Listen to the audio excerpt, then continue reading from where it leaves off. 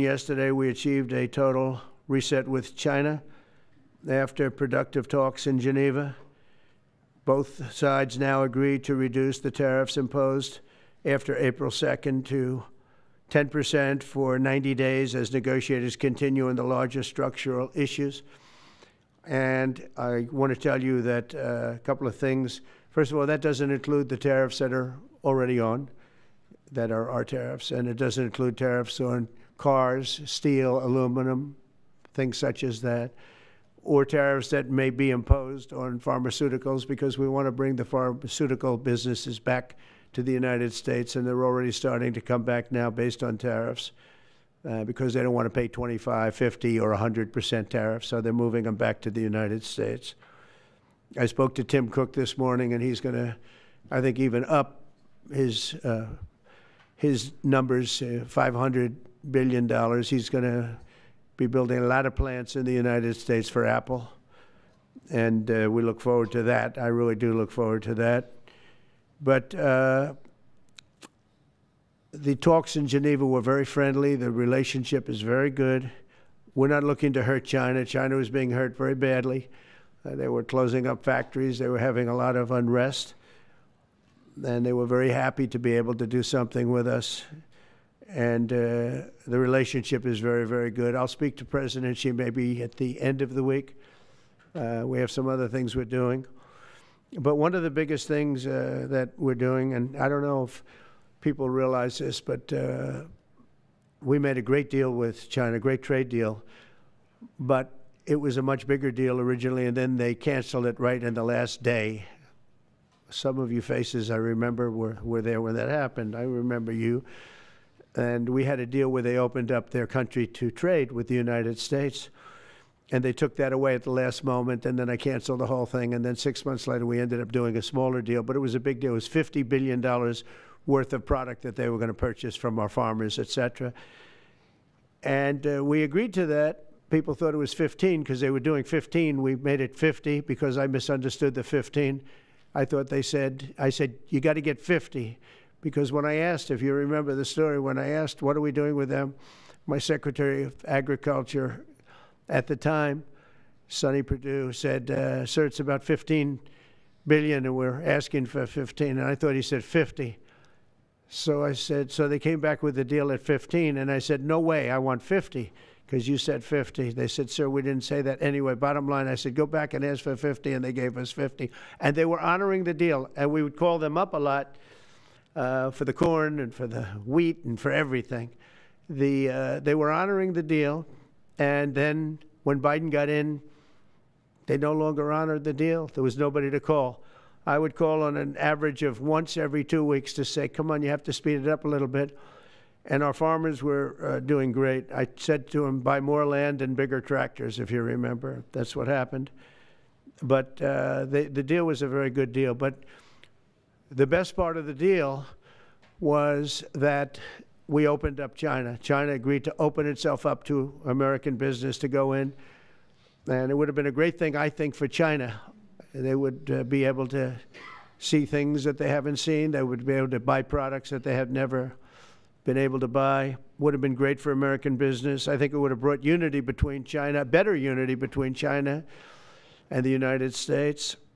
And the bottom line is that they canceled it the last day. We were all set to sign it, and then I went a little bit angry. I got a little angry. I said, they canceled the deal. The deal was done. It was all ready to be signed, and people went over. They came back to me, sir, they don't want to sign the opening up China. Well, the biggest thing that we're discussing is the opening up China, and they've agreed to do that, but it's going to take a while to paper it. You know, that's not the easiest thing to paper.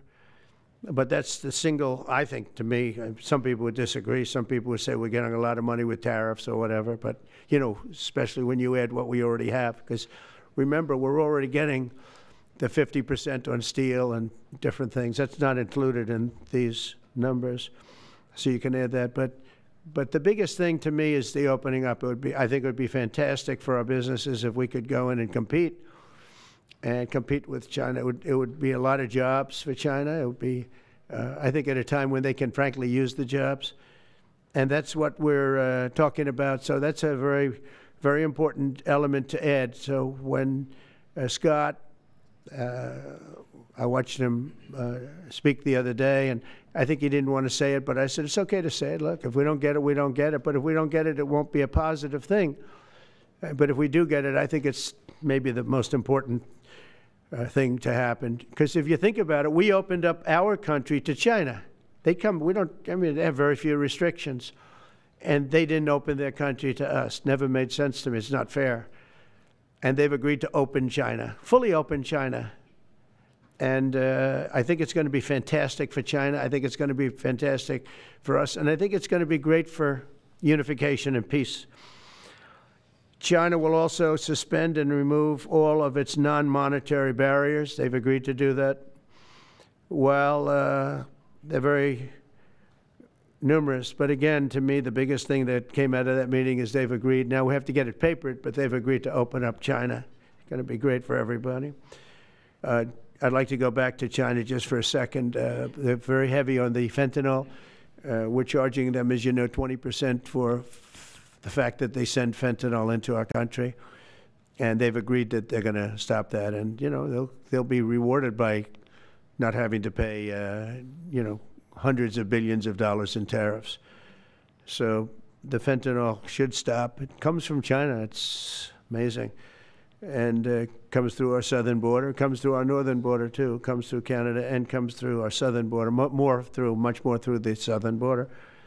But so that's a very important subject to me, because everybody in this room has lost friends or people that have family members that have died of fentanyl. So there's a big incentive for China to stop, and I take them at their word. They're going to work on that, I think, very hard. And one thing, when they work on something, they get it done. So I think it's a very important day. In many ways, you have, we'll start with the Houthis. We go to Pakistan and India. We go to what we did with China, the trade deal, and with UK.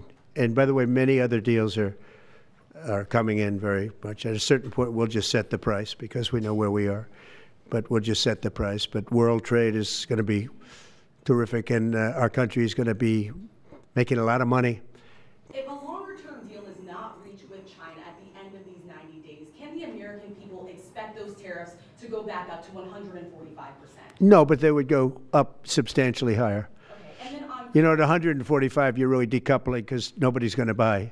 But they can go, they got very high because of additional tariffs I applied during the course because of fentanyl and other things. But no, but they'd go substantially higher. Yeah. And then on Qatar, Mr. President, I think you will have a deal, however.